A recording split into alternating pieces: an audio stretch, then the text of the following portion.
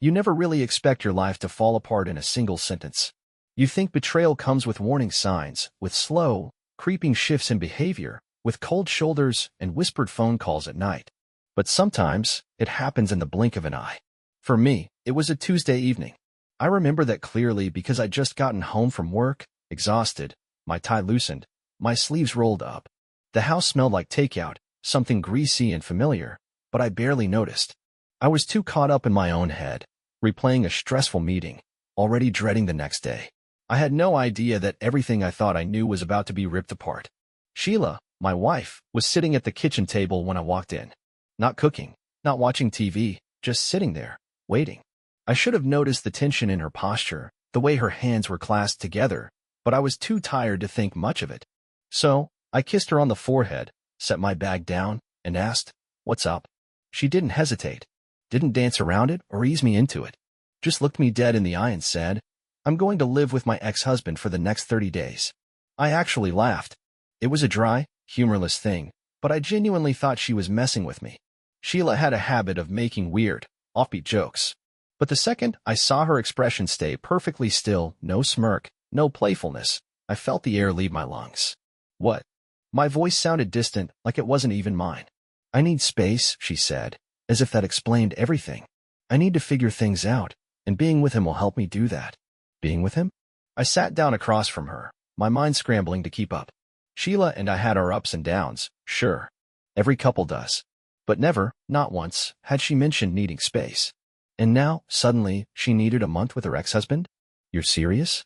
My hands gripped the edge of the table like it was the only thing keeping me upright. She sighed like I was the unreasonable one. "I don't expect you to understand. This is just something I have to do." I blinked at her. "You have to go live with a man you used to sleep with?" My voice wasn't angry, it was just flat, hollow, as if my brain hadn't caught up to the reality of it yet. Sheila rolled her eyes, leaning back in her chair. "Don't be dramatic. It's not about him. It's about me. I've been feeling trapped, suffocated. I need to breathe." Trapped? Suffocated? We had a good life. A nice house. I worked my ass off to provide for us. What part of that was suffocating? "So, what? You're just leaving?" "You've already decided." "Yes." No hesitation. No emotion. Just a simple, final yes. A cold, heavy weight settled in my stomach. "What does this mean for us?" She hesitated, but only for a second. "I don't know yet." That was when the first real wave of nausea hit me. This wasn't just a temporary break. This wasn't some innocent, "let me clear my head" situation. She was testing the waters, keeping me on standby while she ran back to her ex to see if he was a better option. I pushed back from the table, standing up too fast. "I can't believe this," I muttered, running a hand through my hair. "So that's it? You're packing up and just leaving me?" She sighed again, as if she was the one being wronged here. "It's not that simple." "Actually, Sheila, it is," I shot back. "You made it simple. You just told me, out of nowhere, that you're moving in with another man for a month. What exactly do you expect me to do with that?" Before she could answer, another voice cut through the room. "Ugh, can you not do this right now?" I turned toward the hallway and saw Vanessa, my 17-year-old stepdaughter, standing there with an annoyed expression on her face. She was wearing earbuds, but clearly she'd heard enough. Sheila glanced at her, then back at me, almost like she was hoping Vanessa's presence would make me back off. But I was too far past that. I shook my head in disbelief. "You knew about this?" Vanessa crossed her arms. "Obviously. Of course she did." Sheila hadn't even given me the courtesy of hearing it first. I exhaled sharply, pinching the bridge of my nose. "And what do you think about all this?" Vanessa shrugged. "Not my problem." I stared at her. Vanessa and I had never been particularly close, but I'd always tried. I paid for her school trips, her music lessons, her car insurance. I drove her to her stupid coffee shop job when her friends flaked. I was never dad to her, but I had been there. And now, she just looked at me like I was nothing. Sheila must have sensed the shift in my mood because she stood up, smoothing out her dress. "Look, I don't want to fight about this. I just wanted to tell you in person." I let out a breathy, humorless laugh. "Oh, well, thank you, Sheila. That's very considerate of you." She narrowed her eyes but didn't respond. Instead, she grabbed her purse, her keys. "I'll be back later to get my things." And just like that, she was heading for the door. Vanessa, still standing in the hallway, shook her head and muttered under her breath, "I'm not your slave, you know." I frowned. What? She rolled her eyes. I mean, you expect me to pick up the slack just because my mom's leaving? I'm not gonna be your little maid or whatever. The shock of Sheila's announcement hadn't even settled, and now I was being hit with this? I didn't even know what to say. I just stood there, watching as my wife walked out the door and my stepdaughter disappeared into her room, leaving me alone in a house that suddenly felt way too empty. I wanted to believe that this was temporary, that Sheila would come to her senses, realize she'd made a mistake. But deep down, I already knew. This wasn't a break. This was the beginning of the end. The silence that followed was deafening. The door had barely shut behind Sheila when I collapsed into a chair, my body feeling heavier than I ever remembered. She was gone. Just like that. No fight, no real explanation, just a cold, calculated decision that left me standing here, picking up the pieces of a life that suddenly didn't feel like my own. I stared at the spot where she had been sitting, my mind running in circles. How long had she been planning this? Had it been weeks? Months? Had she already moved her things little by little without me noticing? That would explain why her side of the closet had been looking emptier lately. I thought she was just organizing. Turns out, she was already halfway out the door. I pulled my phone out, scrolling through her last few texts. There was nothing unusual, just the usual. Can you grab some milk on your way home? And Vanessa needs a ride to practice. No signs. No clues. I glanced toward Vanessa's room, where her music was now blasting through the walls. I should have felt anger at the way she dismissed me earlier, but honestly, I just felt numb. She was her mother's daughter. If Sheila had already told her everything, then she probably saw me as a temporary inconvenience, someone who had served his purpose. I ran a hand down my face, staring at the clock. It wasn't even 8 p.m. yet, and my home already felt like a ghost town. The empty spaces. I wandered through the house, not even sure what I was looking for. Maybe some sign that this wasn't actually happening. That I'd wake up tomorrow and Sheila would be in the kitchen, rolling her eyes at me for being dramatic. But everything told me otherwise. The living room still had her throw blanket on the couch, but the scent of her perfume was already fading. The hallway closet was missing her favorite coat. In our bedroom, I opened the dresser and found that half the drawers were empty. She had been planning this. I gritted my teeth, gripping the edge of the dresser as a wave of emotions hit me all at once. Why didn't she just tell me sooner? Why did she wait until she was already halfway gone to break the news? And more than that, why was she going to her ex? I had no answers, just a growing storm in my chest that I didn't know what to do with. I sat down on the edge of the bed, my head in my hands. Was she coming back at all? Or was this just her way of easing me into the reality that she was leaving for good? Vanessa's cold shoulder. A sharp knock on my doorframe made me look up. Vanessa stood there, her arms crossed, looking more irritated than anything else. So, what's the plan? She asked. I frowned. What do you mean? She sighed dramatically, shifting her weight. Mom's gone. Are you still expecting me to do, like, chores or whatever? I blinked. Chores. She scoffed. Yeah, you know, dishes, laundry, cleaning. All that stuff you and Mom used to argue about. A bitter laugh escaped me before I could stop it. So that's what you're worried about? Vanessa rolled her eyes. I just don't want you thinking I'm going to pick up where she left off. I'm not your maid. Not your maid. That's what this was to her? Just some inconvenience? Not the fact that her mother had just up and left for another man. Not the fact that her stepfather, who had taken care of her for 6 years, was now suddenly alone? I exhaled through my nose, rubbing my temples. Vanessa, I'm not asking you to be my maid. I just thought maybe. She cut me off. I don't care what you thought. Just don't expect anything from me. And with that, she turned and walked away, leaving me there in stunned silence. The first night alone. The emptiness of the house settled in like a thick fog. Every sound felt louder, every silence stretched longer. I didn't even bother making dinner. I wasn't hungry. Instead, I sat in the living room, flipping through the channels without really watching anything. I kept checking my phone, waiting for a message that never came. Sheila hadn't even bothered to text me to see how I was handling it. At some point, I must have dozed off because I woke up to the sound of a door shutting somewhere in the house. My heart leapt into my throat for a second. Was she back? I sat up, listening. But it was just Vanessa, probably getting a midnight snack, completely unbothered by the fact that her mother had just walked out on me. I swallowed the lump in my throat and leaned back against the couch, staring up at the ceiling. This was my life now, and I had no idea what to do next. The next morning, I woke up with a stiff neck and a hollow feeling in my chest. I had fallen asleep on the couch, something I hadn't done since my early 20s. The dim glow of the morning sun leaked through the blinds, casting long, lifeless shadows across the floor. For a few seconds, there was peace. That blissful, disoriented moment after waking up when you don't quite remember everything. But then it hit me: Sheila was gone. She had left me, walked out to live with her ex-husband, and my stepdaughter, Vanessa, had made it very clear that she saw me as nothing more than a burden. I let out a deep sigh and rubbed my face. My whole body felt heavy, like I was dragging around a weight that had no name. I needed coffee. Something. Anything to wake me up and make sense of this mess.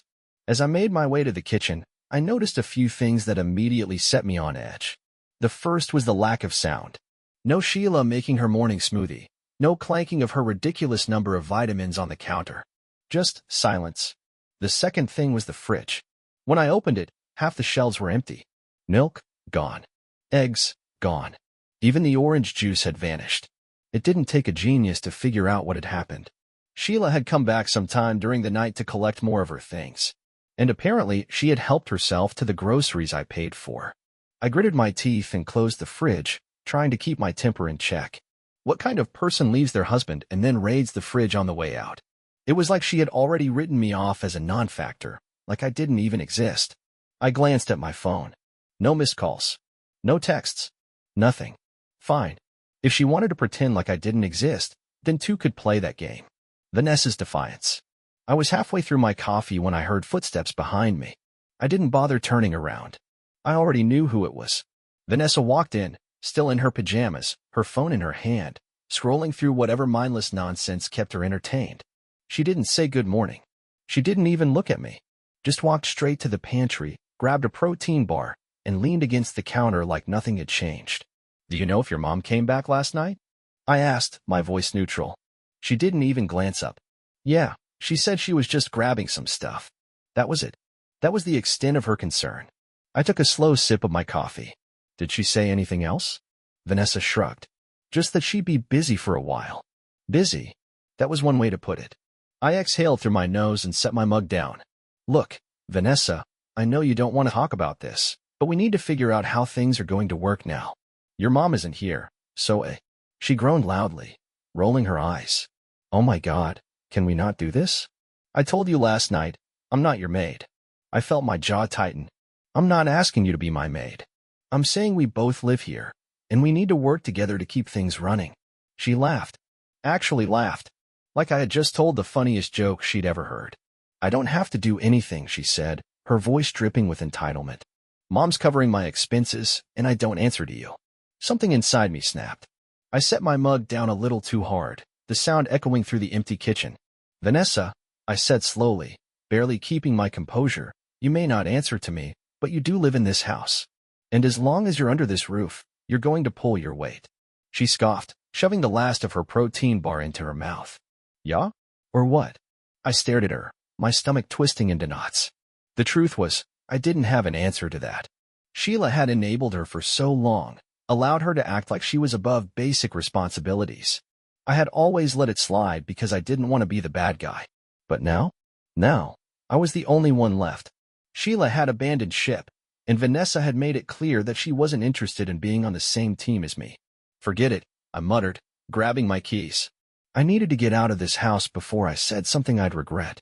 Searching for answers. I drove aimlessly for nearly an hour, my mind a storm of emotions. Anger, confusion, sadness. Every single feeling fighting for control. I kept replaying the last few days in my head, trying to make sense of it. What had I missed? Had Sheila been planning this for longer than I realized? And why him? I pulled into a parking lot, realizing too late that I had stopped in front of the diner Sheila and I used to go to when we were first dating. Back when things were good. Before the cold stares and dismissive sighs. I debated going inside, but my appetite was non-existent. Instead, I just sat there, gripping the steering wheel, trying to make sense of the past 6 years of my life. Had I been blind? Or had I just refused to see the truth? I reached for my phone, hesitating before pulling up Sheila's messages. I wanted to text her, to demand an explanation. But what would be the point? She had already made up her mind. Instead, I scrolled back through our conversations from months ago, looking for signs. And that's when I noticed something strange. There was a gap in our texts. A big one. I scrolled further. Between late September and mid-October, There were weeks where she had barely responded to me. Just one-word replies, or vague excuses about being busy. That was around the time she had reconnected with her ex. I remembered because I had asked her about him, and she brushed it off, saying it was just casual catching up. I should have pushed harder. I should have questioned it. Instead, I had trusted her. And look where that got me. The breaking point. By the time I got back home, it was late afternoon. Vanessa was nowhere to be seen, and honestly, I didn't care. I went straight to the bedroom and sat on the edge of the bed, staring at the empty half of the closet. My brain felt like it was short-circuiting, torn between grief and fury. I had given Sheila everything. My time, my love, my trust, and she had casually walked out like none of it mattered. I closed my eyes, inhaling deeply. This wasn't just about losing my wife. It was about realizing that the life I thought I had was never real to begin with. And that was the part that hurt the most. I spent the next few hours trapped in my own thoughts, sinking deeper into the quicksand of my unraveling life. The house, once filled with routine and familiarity, now felt foreign. Every piece of furniture, every framed photo, every little trinket suddenly seemed like a relic from a life that no longer existed. I should have seen the cracks forming before the foundation collapsed. The distance, the secrecy, the way Sheila started dressing differently, acting differently. The late nights where she'd stay over at a friend's or work late at the office. Even though I knew damn well she never worked overtime a day in her life. The signs were all there.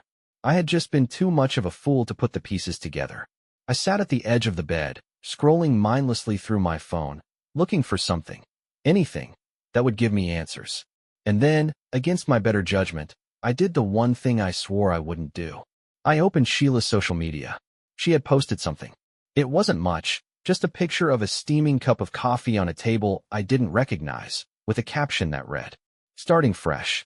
Taking time for me. Blue heart." The comments underneath were exactly what I expected. Her friends, at least, the ones I never really got along with, were flooding her with support. "So proud of you, babe. You deserve this time for yourself. Can't wait to hear all about it." Nobody even questioned what she had done. Nobody asked about me. It was like I had been erased overnight. I scrolled further, looking for clues. And then, buried among the likes and fire emojis, one comment caught my eye. "Can't wait to catch up. Brunch this weekend." It was from her ex-husband. A long-buried history. My hands tightened around the phone as my pulse spiked. So that was it then. She hadn't even tried to hide it. I wasn't just being left, I was being replaced. The anger that had been simmering inside me erupted into a full-blown storm. I tossed my phone onto the bed and stood up, pacing the room. Every memory, every moment of doubt I had ignored, came rushing back like a tidal wave. I remembered the first time I met her ex, James. He had that smug, too smooth demeanor that immediately rubbed me the wrong way. Always overly friendly, like he was trying too hard. Sheila used to insist that their breakup was mutual, that they had just grown apart. But now, standing in our half-empty bedroom, I finally understood the truth. She had never let go of him. Maybe she had always been waiting for an excuse to go back. Maybe I was just the placeholder. Vanessa's open defiance. A sudden thump from the hallway snapped me out of my thoughts. I turned to see Vanessa walking by with a duffel bag slung over her shoulder. "Where are you going?" I asked, more exhausted than anything else. She barely glanced at me. "To a friend's." I frowned. "And when were you going to tell me that?" She scoffed. "Why do you care?" The casual disrespect was nothing new, but this time, I wasn't in the mood to let it slide. "I care because you still live under my roof. If you're going somewhere, you tell me. That's basic respect." She made a face like I had just asked her to solve an advanced calculus problem. "It's not like I have a curfew," she said. "Mom already told me I can do what I want." Of course she did. I let out a slow breath, trying to rein in my frustration. "Vanessa, I get that you're mad, but your mom's not here right now. You can't just come and go whenever you feel like it." She rolled her eyes, shifting her weight. "Look, I don't need a lecture, okay? I'm not a kid." I crossed my arms. "You're 17. So? I'll be 18 soon. Which means you're still 17. She huffed, clearly annoyed that I wasn't just rolling over and letting her do whatever she wanted. "Whatever," she muttered. "I'll be back later." And before I could say another word, she was out the door. I stood there for a long moment, staring at the space she had just occupied, feeling more alone than ever. A wake-up call. The silence stretched on as the evening deepened, the house growing colder in its emptiness. For the first time, I had to accept the reality of what my life had become. I wasn't just dealing with a breakup. I was dealing with a complete erasure of my existence in this family. Sheila had left without a second thought. Vanessa had never seen me as anything more than an ATM with a pulse. And I had spent 6 years breaking my back for a family that had already decided I was disposable. I sat down on the couch, running my hands through my hair, feeling the weight of the years pressing down on me. I had sacrificed so much for them, worked overtime, paid for everything, took care of Vanessa like she was my own daughter. And for what? So Sheila could find herself in the arms of her ex-husband? So Vanessa could act like I was some unwelcome guest in my own home? Something inside me hardened. I had spent years bending over backward for these people, trying to be the provider, the good husband, the stepfather who was always there. And what did I get for it? A hollow house, a broken marriage, a stepdaughter who treated me like a joke. I exhaled slowly, standing up and heading to the fridge. The lack of food didn't bother me as much anymore. Not because I wasn't hungry, but because I was starting to understand something crystal clear. This wasn't a home anymore. It was just a house filled with ghosts. And maybe, just maybe, it was time for me to stop pretending otherwise. That night, sleep didn't come easy. I tossed and turned, the sheets feeling like a suffocating trap rather than a source of comfort. Every time I closed my eyes, Sheila's words echoed in my head like a cruel joke. I'm going to live with my ex-husband for the next 30 days. 30 days. Like she was going on some kind of personal retreat. Like she was trying out a new life while keeping the old one on the back burner, just in case. I wasn't an idiot. I knew what this meant. She wasn't figuring things out. She was testing the waters. Seeing if James, the ex, was worth trading me in for. And if he was, she wasn't coming back. Maybe she had never planned to. I sat up in bed, rubbing my face. The house was eerily silent. Vanessa hadn't come home yet. At this point, I wasn't even sure she would. Part of me wondered if Sheila had told her to stay out as much as possible, to make things easier on herself. I got up, walked to the window, and stared out into the darkness. The street was quiet, save for a few porch lights flickering in the distance. Everything looked normal, but nothing felt normal anymore. This wasn't just about Sheila leaving. It was about the realization that I had never really belonged in this house. The ghost of a marriage. The next morning, I forced myself out of bed, made a cup of coffee, and sat at the kitchen table, staring at the empty seat across from me. Sheila's seat.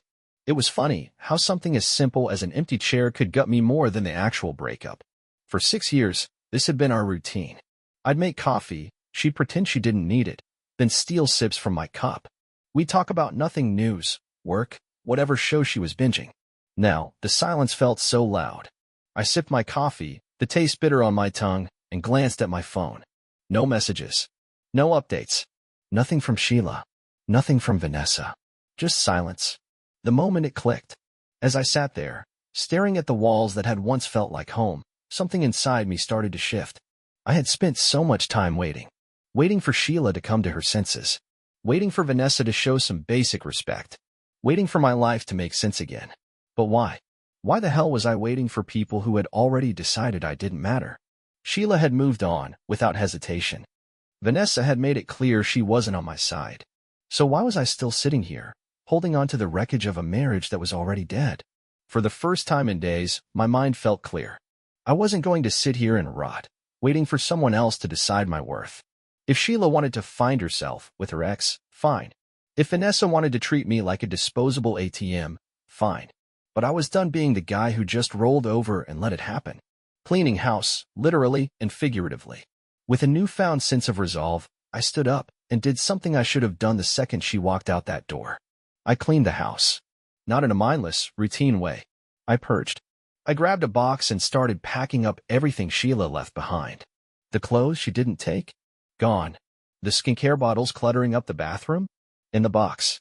The stupid decorative pillows she insisted we needed but never actually used? Gone. By the time I finished, there were 3 full boxes sitting by the door. Then, I went to her closet.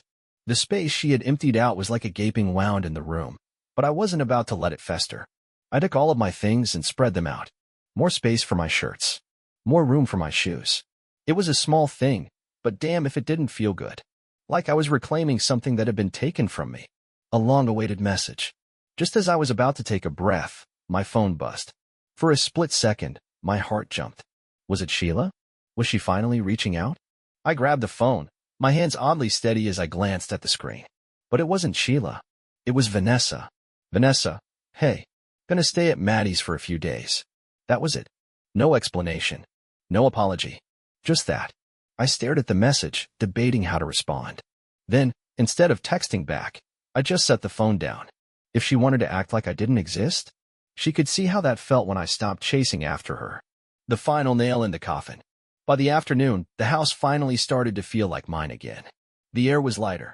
The rooms felt bigger. And for the first time since this nightmare started, I felt like I could breathe. Then, just as I was about to make some lunch, the doorbell rang. I frowned. Nobody ever just showed up at my house unannounced.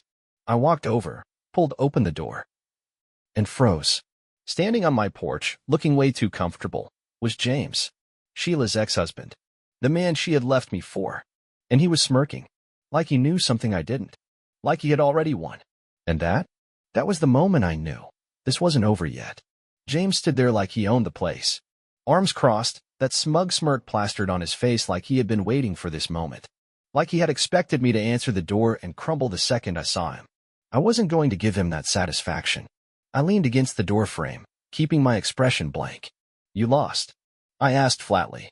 His smirk widened. Nah, just figured it was time we had a little chat. Chat?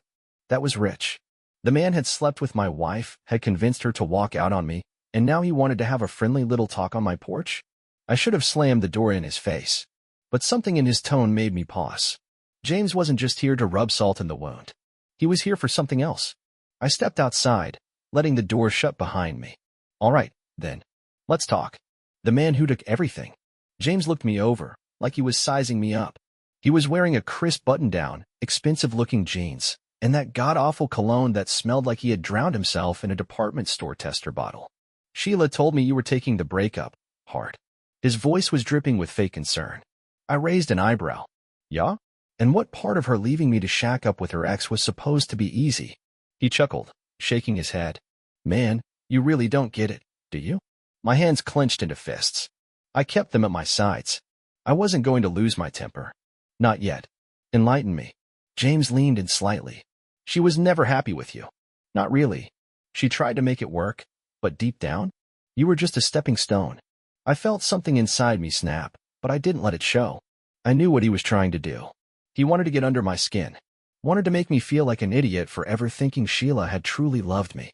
I wasn't going to give him that power. I crossed my arms, keeping my expression neutral. So, what? You came all the way over here just to stroke your own ego. James chuckled again. Nah, man.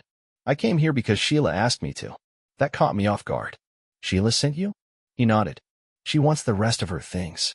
I let out a short, bitter laugh. She had plenty of time to take them when she snuck in the other night. James shrugged. Guess she didn't get everything she needed.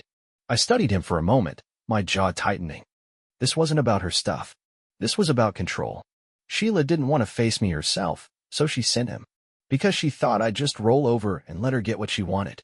I stepped back, pushing open the door just enough to motion inside. Fine. Go get it yourself. James frowned. What? I leaned against the doorframe, keeping my tone casual.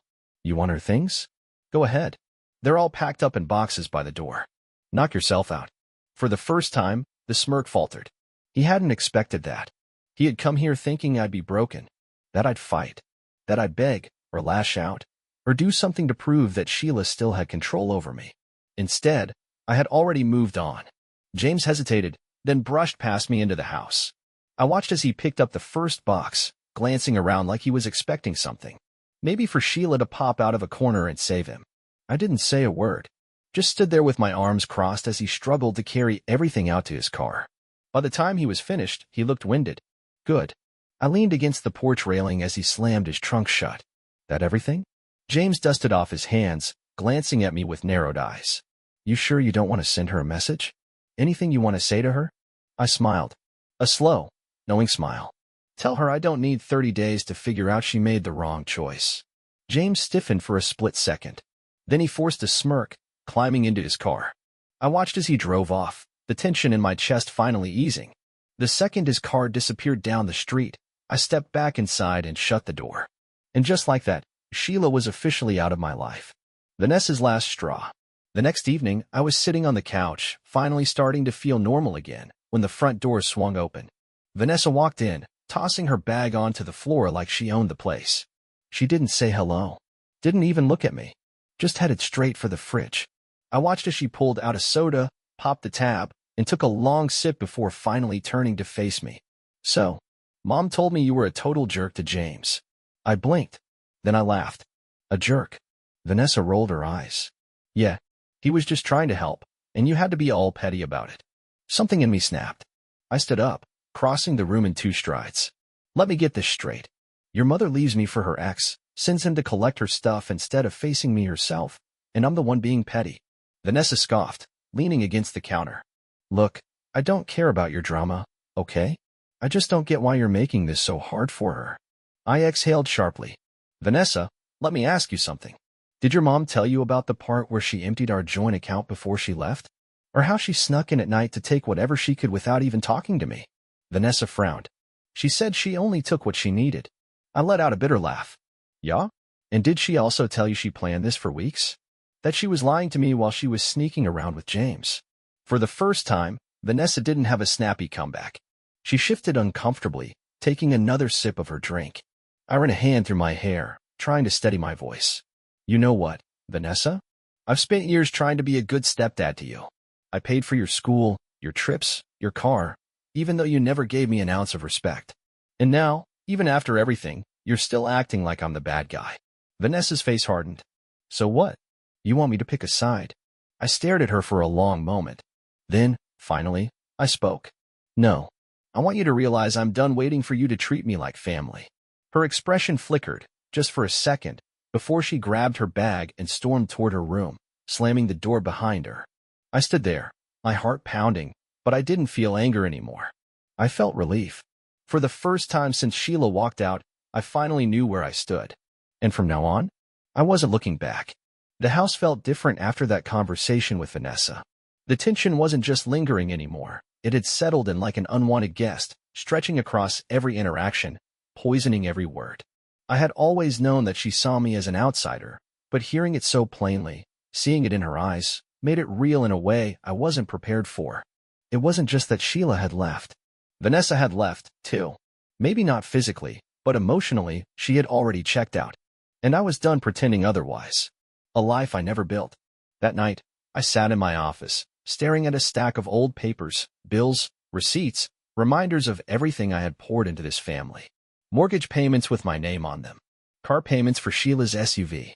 A credit card bill filled with charges I didn't recognize, shopping sprees, expensive salon visits, dinners at restaurants I had never been invited to. I had built this life, but it had never really been mine. I ran a hand down my face, exhaling slowly. 6 years. 6 years of providing, of bending over backward, of being the second choice without even realizing it. I grabbed a folder from my desk, flipping it open to something I should have handled a long time ago. The divorce paperwork. Sheila hadn't filed yet, probably because she was still testing the waters with James, seeing if he was worth making it official. But I wasn't going to wait for her to decide when it was over. I reached for a pen and, without hesitating, signed my name at the bottom. Done. Vanessa's final decision. The next morning, I woke up to the sound of Vanessa shuffling around in the hallway. When I walked out of my room, I saw her in the living room, her suitcase open, stuffing clothes into it. I leaned against the wall. "Going somewhere?" She barely glanced at me. "Yeah. Mom said I can stay with her and James for a while." I nodded, watching as she zipped up the suitcase. "So that's it then? You're leaving too?"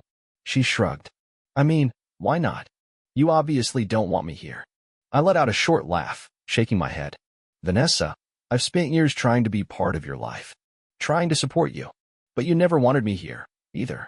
Let's not pretend this is some shocking betrayal." She looked at me then, really looked at me, like she was finally seeing me as something other than a wallet. For a second, I thought she might say something, but instead, she just grabbed her bag, slung it over her shoulder, and walked toward the door. I didn't stop her. I didn't ask her to reconsider. I just watched as she left, just like her mother did. And when the door clicked shut behind her, I realized something. I wasn't sad. I was free. One last message. Later that day, my phone buzzed. It was Sheila. Sheila, James told me you were an ass to him. Really mature. I don't know why you have to be so difficult about this. I stared at the message, shaking my head. Even now, after everything, she still thought she could dictate how I reacted to her betrayal. I could have sent a long response. I could have told her exactly what I thought of her, how she had thrown away a good life for a man who had already failed her once. But I didn't. Instead, I typed one short message. Me. You made your choice. Now live with it. Then, I blocked her number. Rebuilding from the ground up. That night, I stood in the middle of my empty house and breathed in the silence. No Sheila. No Vanessa. No more bending over backward for people who didn't appreciate me. For the first time in years, this house was mine, and I had every intention of making it a home again. Not for Sheila. Not for Vanessa. For me. The first morning alone in the house should have felt hollow, empty. But instead, it felt light. The air wasn't filled with tension anymore. The walls weren't closing in on me. For the first time in years, I didn't wake up feeling like I was carrying a weight I couldn't explain. I made a fresh pot of coffee, just for me. No one was here to steal sips from my cup or complain that I made it too strong. I took my time, enjoying the quiet, realizing just how good it felt to have peace in my own home. I had spent 6 years making my life about Sheila and Vanessa. 6 years working myself to the bone, making sacrifices for people who never even considered making any for me. Now, it was my turn. Making it mine. The first thing I did was change the locks. Not just for security, but for symbolism. This house was mine now. No more unexpected visits, no more walking in to find someone taking something that belonged to me. The second thing? Clearing out the past. Sheila and Vanessa had left plenty of junk behind. Things that weren't worth packing. Things they had once insisted were important, but clearly meant nothing now. I threw it all out. The decorative pillows Sheila loved but never used? Gone. The vanity in the bedroom that took up space but never served a purpose? Out the door. Even the old pictures, the framed memories of a life that was never really mine, I packed them up and stored them away. By the time I was done, the house didn't feel like ours anymore. It felt like mine. A new routine. At first, I wasn't sure what to do with myself. I had spent so much time wrapped up in taking care of other people that I had forgotten what it meant to just live for me. So, I started small. I went back to the gym, something I hadn't done since Sheila started complaining that I spent too much time away from home. I reconnected with some old friends, the ones she never liked because they weren't part of her world. And most importantly, I let myself enjoy things again. I cooked meals that I actually liked. I watched movies without someone rolling their eyes at my choices. I played music loud, filling the house with energy instead of silence. For the first time in years, I was happy. The unexpected message. About 2 weeks after Sheila left, I got a text from an unknown number. Vanessa, hey, just wanted to say. I get it now. I stared at the message, surprised. Out of everything I had expected, an acknowledgement from Vanessa was not on the list. Me, what do you mean? A few minutes passed before she responded. Vanessa, James isn't who I thought he was. And Mom, well, I think she made a mistake. I sighed, running a hand through my hair. I didn't want to be bitter. I didn't want to say I told you so. But I also wasn't in a rush to fix things for her. Me, I hope things work out for you. She read the message but didn't respond. And that was fine. Vanessa had made her choice. Sheila had made hers. And I was finally making mine. Moving forward, I won't lie and say that everything was easy. Rebuilding yourself after years of putting others first isn't simple. But every day, it got better. I stopped feeling like I was waiting for something, waiting for Sheila to regret leaving, waiting for Vanessa to realize what she lost, waiting for my life to go back to normal. Because the truth was, normal was never good for me. This was better. I had peace, freedom, the ability to wake up every day and make choices for myself. For years, I had been stuck in a life where I was always the second choice. Now, I was my own priority. And for the first time in a long time, that was enough.